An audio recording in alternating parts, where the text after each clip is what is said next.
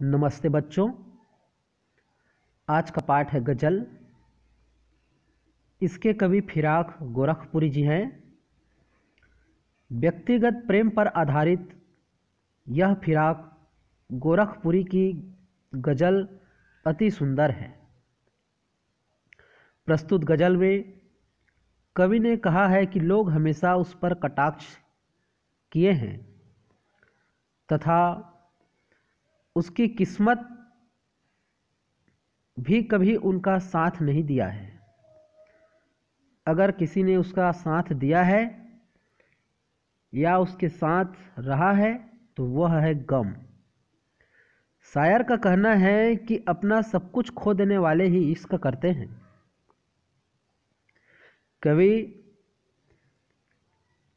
कहते हैं कि शराब पीने के बाद ही शराबी को अपनी प्रेमिका की याद सताती है। फिराक जी यह स्वीकार करते हैं कि उनकी गज़लों पर मीर जाफ़र का प्रभाव पड़ा है। आइए पढ़ते हैं गज़ल। नौ रस गुंचे पंखुड़ियों की नाजुक गिरहें खोले हैं, या उड़ जाने को रंगो बू गुलशन में पर तोले हैं। नौरस माने नया रस, गुच माने कली, नाजुक यानी कोमल, गिरहें माने बंधन, गुत्थियाँ बू माने खुशबू, गुलशन माने बाग बगीचा, पर तोलना माने पंख फैलाकर उड़ना। तो बच्चों, प्रस्तुत शेर हमारी पाठ्य पुस्तक आरोह भाग 2 में संकलित गज़ल से लिया गया है। इसके रचयिता फिराक गोरखपुरी जी हैं। इस शेर में बसंत ऋतु का वर्णन किया गया है। आइए इसका अर्थ समझते हैं। कवि कहता है कि बसंत ऋतु में नए रस से भरी कलियों की कोमल पंखुड़ियों की गांठें खुल रही हैं। कवि क्या कह रहा है कि बसंत ऋतु में नए रस से भरे कलियों की कोमल पंखुड़ियों की गांठें खुल रही हैं। वे धीरे धीरे फूल बनने की ओर अग्रसर हैं। ऐसा लगता है मानो रंग और सुगंध दोनों आकाश में उड़ जाने के लिए पंख फड़फड़ा रहे हों। दूसरे शब्दों में, बाग में कलियां खिलते ही सुगंध फैल जाती है। तो विशेष देख लेते हैं। प्रकृति के सौंदर्य का यहाँ पर वर्णन है। उर्दू फारसी भाषा का प्रयोग है। प्रसाद गुण है, बिंब योजना है, संदेह अलंकार है, रंग व खुशबू पर मानवीय क्रियाओं के आरोपण में मानवीकरण अलंकार है। आइए हम प्रश्न के रूप में इसी पद्य से गज़ल से हम इसका उत्तर ढूंढने का प्रयास करते हैं। कवि ने किस ऋतु का वर्णन किया है? तो कवि ने बसंत ऋतु का वर्णन किया है। पहली पंक्ति का आशय स्पष्ट कीजिए। तो इसका अर्थ है कि बसंत ऋतु में कलियों में नया रस भरा होता है और वे अपने पंखुड़ियों में कोमल बंधनों को खोल रही है। निरस विशेषण में है ना, निरस विशेषण से क्या अभिप्राय है? तो इसका अर्थ है नया रस। बसंत के मौसम में कलियों में नया रस भर जाता है। कलियां किस तैयारी में हैं? तो कलियां फूल बनने की तैयारी में हैं। उनके खिलने से खुशबू चारों तरफ फैल जाती है। आइए हम दूसरा गज़ल पढ़ते हैं। तारे आंखें छपकावे हैं, जर्रा जर्रा सोए हैं, तुम भी सुनो हो यारो, सब में सन्नाटे कुछ बोले हैं। बंद करते और खोलते,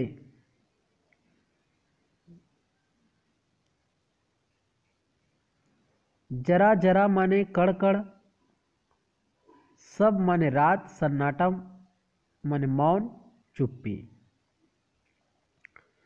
इसमें शायर ने रात के तारों का सौंदर्य का वर्णन किया है। आइए अर्थ समझते हैं। शायर कहता है कि रात ढल रही है, अब तारे भी आंखें झपका रहे हैं। इस समय सृष्टि का कड़ कड़ सो रहा है, शांत है। वह कहता है कि हे मित्रों, रात में पसरा यह सन्नाटा भी कुछ कह रहा है। यह भी अपनी वेदना व्यक्त कर रहा है। विशेष प्रकृति के उद्दीपन रूप का चित्रण है। जर्रा जर्रा में पुनरुक्ति प्रकाश अलंकार है। सन्नाटे का बोलना में मानवीकरण तथा विरोधाभास अलंकार है। तारों का मानवीकरण किया गया है। उर्दू शब्दावली है। आइए प्रश्न से हम उत्तर ढूंढते हैं। रात के समय कैसा दृश्य है? तो रात के समय का वातावरण शांत है। आकाश में तारे आंखें झपकाते हुए लगते हैं। जर्रा जर्रा है में पूर्ति प्रकाश अलंकार है। इसका अर्थ है कि रात के समय सारी सृष्टि शांत हो जाती है, हर जगह सन्नाटा छा जाता है।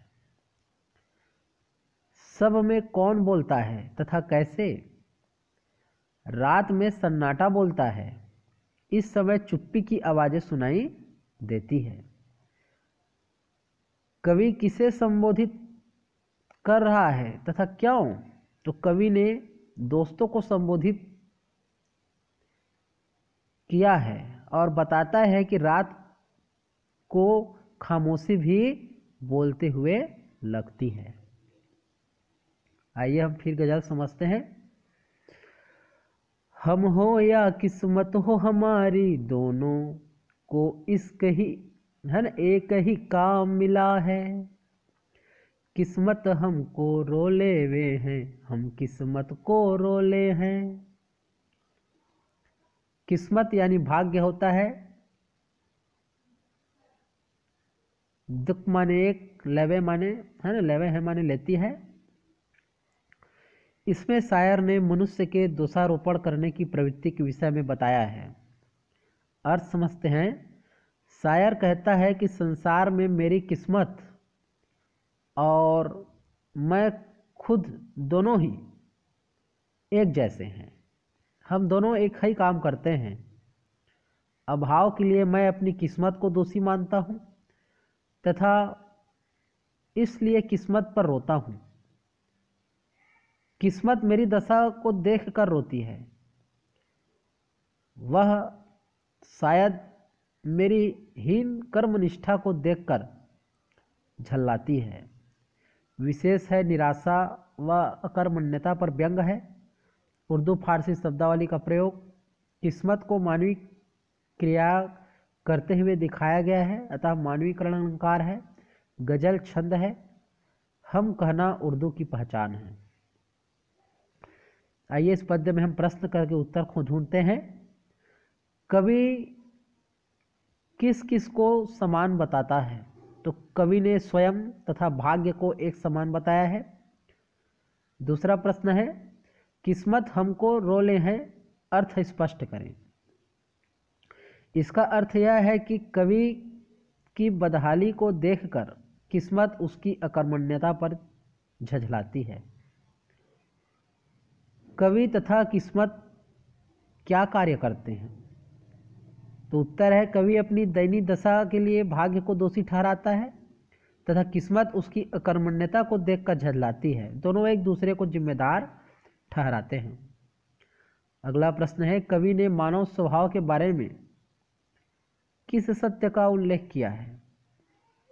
तो कवि ने अपने माध्यम से मानव स्वभाव के बारे में उस सत्य का उल्लेख किया है कि किसी भी प्रकार के अभावग्रस्त होने पर वह किस्मत को ही दोषी ठहराता है ना। मानव का स्वभाव क्या है? किसी भी प्रकार से असफलता प्राप्त करने पर वह अपनी किस्मत को ही दोषी ठहराता है। आइए अगला गजल हम समझते हैं।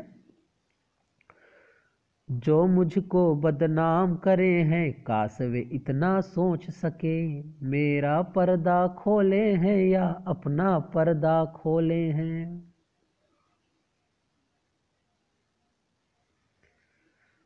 काटा ऐसा हो सकता है तो, पर्दा माने रहस्य।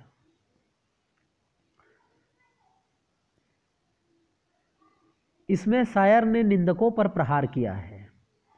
अर्थ समझते हैं बच्चों। शायर कहता है कि संसार में कुछ लोग उसे बदनाम करना चाहते हैं। ऐसे निंदकों के लिए कवि कामना करता है कि वे केवल यह बात समझ सकें कि वे मेरी जो बुराइयां संसार के सामने प्रस्तुत कर रहे हैं, कि वे जो मेरी बुराइयों को संसार के सामने प्रस्तुत कर रहे हैं, उससे खुद उनकी कमियां उजागर हो रही है। वे मेरा पर्दा खोलने के बजाय अपना पर्दा खोल रहे हैं, ऐसा कवि का कहना है। विशेष है, शायर ने दूसरों को बदनाम करने वालों पर व्यंग किया है। उर्दू भाषा का प्रयोग गजल छंद भाषा में प्रवाह है। आइए हम प्रश्न के माध्यम से उत्तर ढूंढते हैं। निंदा करने वाले दूसरों की निंदा के साथ साथ अपनी निंदा स्वयं कर जाते हैं। कैसे? उत्तर है, निंदक किसी की बुराइयां जब दूसरों के सामने प्रस्तुत करते हैं तो उससे उनकी अपनी कमियां स्वयं प्रकट हो जाती है। इस प्रकार वे अपनी निंदा स्वयं कर जाते हैं। निंदक किन्हें कहते हैं? वे किसे बदनाम करना चाहते हैं? निंदक वे लोग होते हैं जो अकारण दूसरों की कमियों को बिना सोचे समझे दूसरों के समक्ष प्रस्तुत कर देते हैं। ऐसे लोग कवि को बदनाम करना चाहते हैं। कवि कुछ लोगों को सचेत क्यों करना चाहता है? तो उत्तर है, कवि कुछ लोगों को इसलिए सचेत करना चाहता है क्योंकि जो लोग कवि को बदनाम करना चाहते हैं उन्हें इतना समझ जाना चाहिए कि इस कार्य से वे अपने रहस्य भी दूसरों को बता रहे हैं। अगला प्रश्न है, मेरा पर्दा खोले हैं,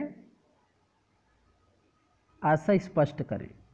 तो इसका उत्तर है, इसका अर्थ है ना, कि कवि के विरोधी उसकी कमियों को समाज के सामने प्रस्तुत करते हैं ताकि उनकी बदनामी हो जाए। आइए अगला गजल पढ़ते हैं।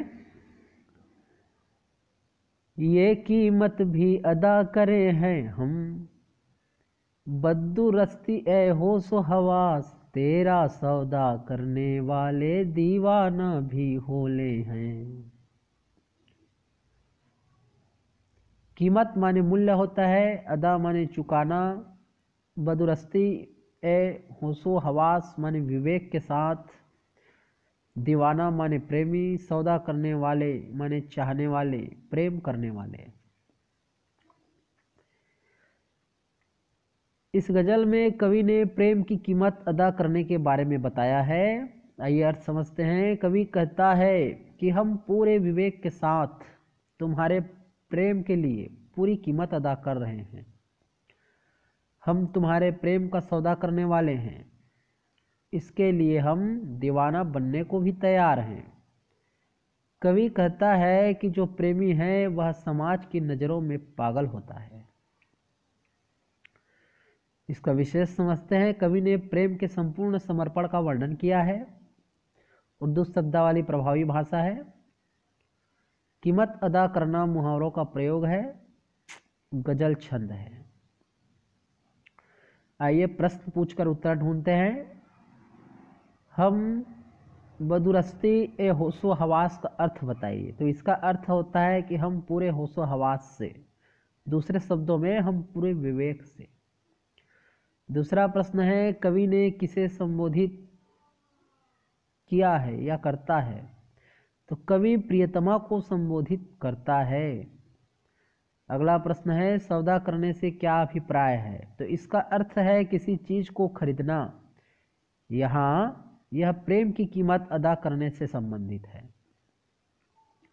अगला प्रश्न है, कवि किसकी कीमत अदा करने की बात कहता है?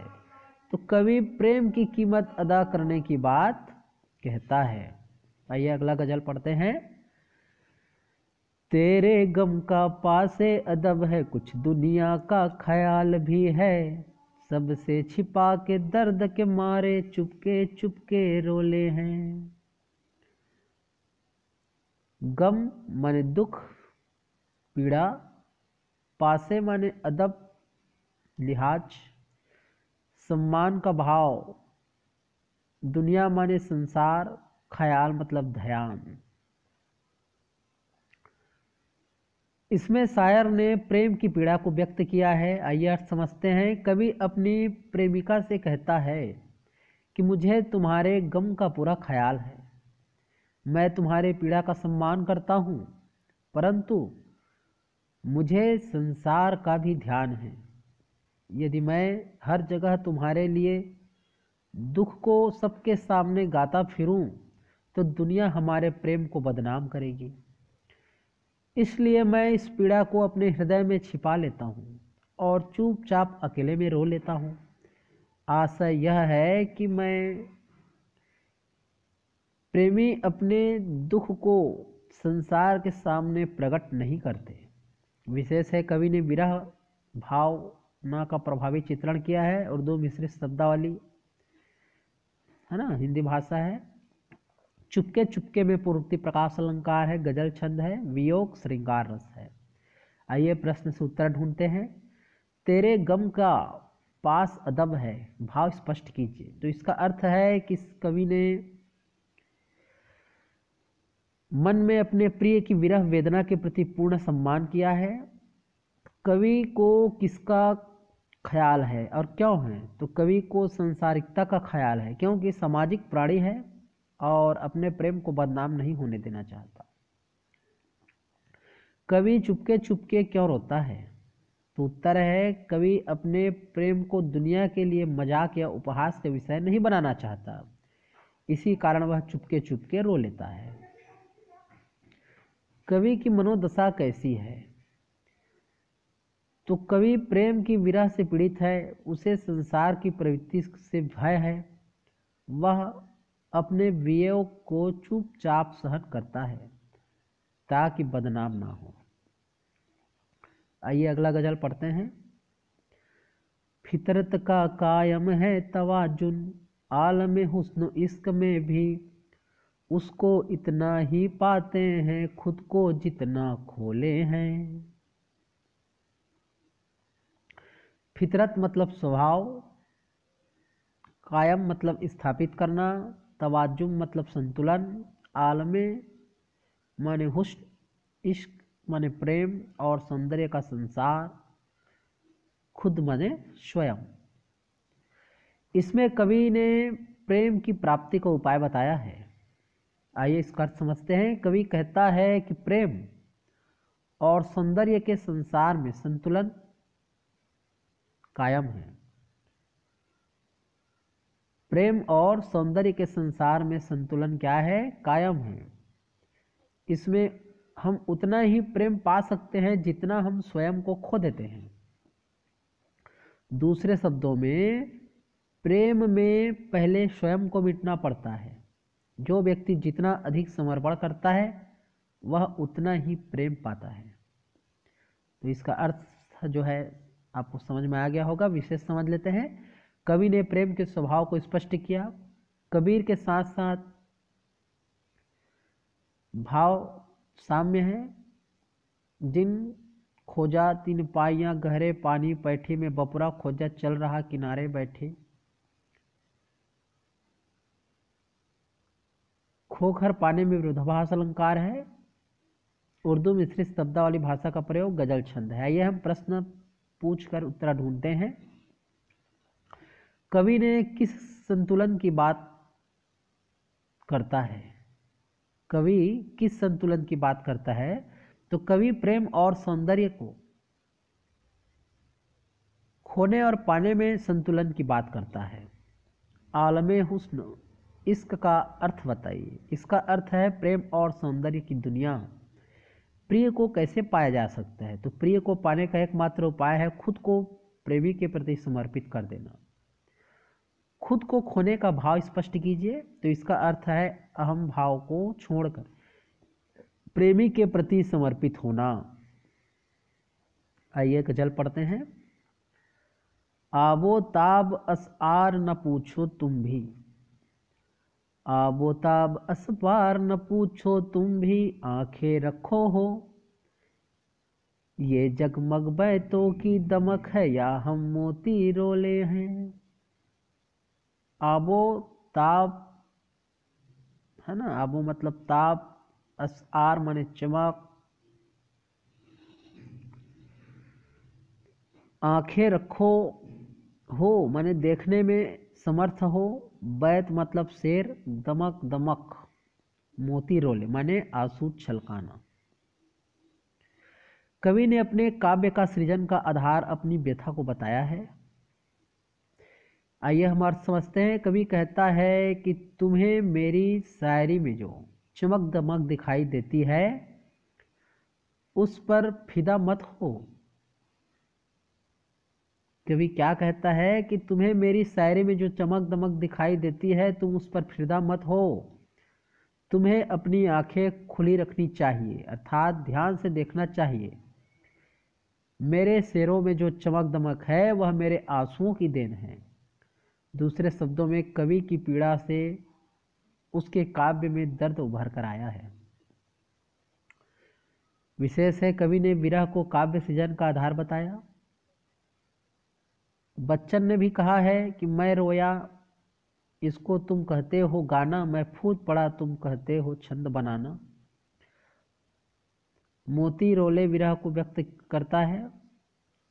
आंखें रखना मुहावरा का सुंदर प्रयोग है। उर्दू कठिन शब्दावली का प्रयोग किया गया है। आबो ताब में अनुप्रास अलंकार, वियोग श्रृंगार रस है। आइए प्रश्न पूछकर उत्तर ढूंढते हैं। कवि किसकी चमक की बात कर रहा है? तो कवि अपनी शायरी की चमक की बात कर रहा है। आंखें रखो हो का भाव स्पष्ट कीजिए। इसका अर्थ है विवेक से हर बात को समझना, मर्म को जानना। जगमग बैतों की चमक का आशय बताइए।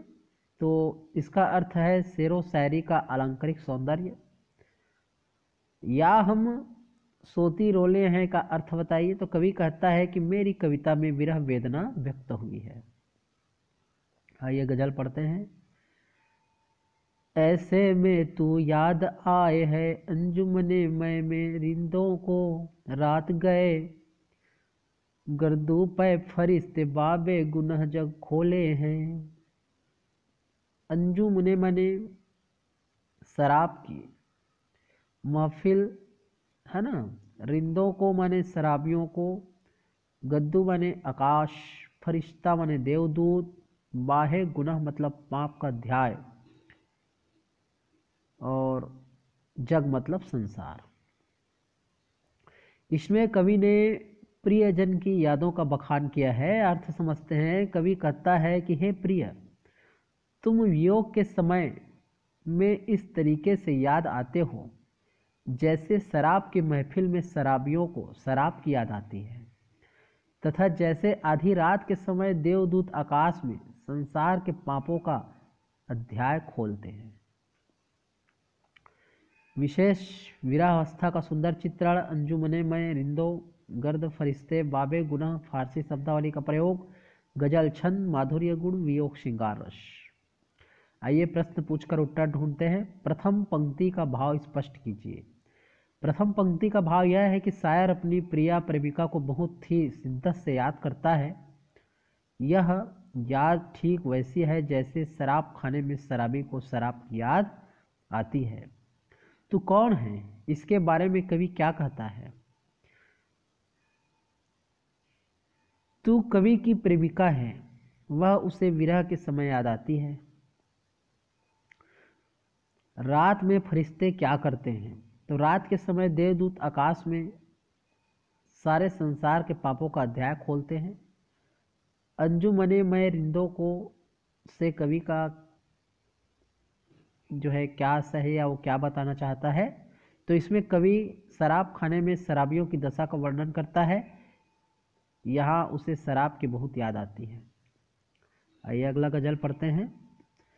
सदके फिराक एजाज सुखन के कैसे उड़ा ली ये आवाज, इन गजलों के पर्दों में तो मीर की गजलें बोले हैं। सदके माने कुर्बान, एजाज सुखन यानी बेहतरीन काव्य, पर्दा मतलब चरण। इस शेर में शायर अपनी शायरी पर ही मुग्ध है। आइए अर्थ समझते हैं। फिराक जी कहते हैं कि उनकी गजलों पर लोग मुग्ध होकर कहते हैं कि फिराक तुमने इतनी अच्छी शायरी कहाँ से सीख ली। इन गजलों के शब्दों से हमें मीर कवि की गजलों की सी समानता दिखाई पड़ती है। भाव यह है कि कवि की शायरी प्रसिद्ध कवि मीर के समान उत्कृष्ट है।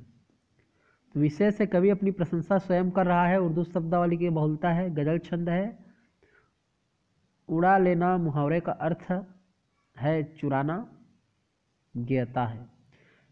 आइए प्रश्न पूछकर उत्तर ढूंढते हैं। फिराक किस पर है ना, फिराक किस पर कुर्बानी है, तो फिराक अपनी शायरी पर कुर्बान है। फिराक की शायरी किससे प्रभावित है, तो फिराक की शायरी प्रसिद्ध शायर मीर से प्रभावित है। कवि के प्रशंसकों ने क्या प्रतिक्रिया जताई है, तो कवि के प्रशंसकों ने कहा है कि उनकी कविता की यह सुंदरता कहाँ से उड़ा ली है ना, कहाँ से वो प्राप्त कर ली। मीर की गजलें बोले हैं, इसका भाव समझाइए। तो मीर की गजलें बोले हैं का भाव है कवि फिराक गोरखपुरी की गजलों में सुप्रसिद्ध शायर मीर की गजलों को पर्याप्त समानता मिला है।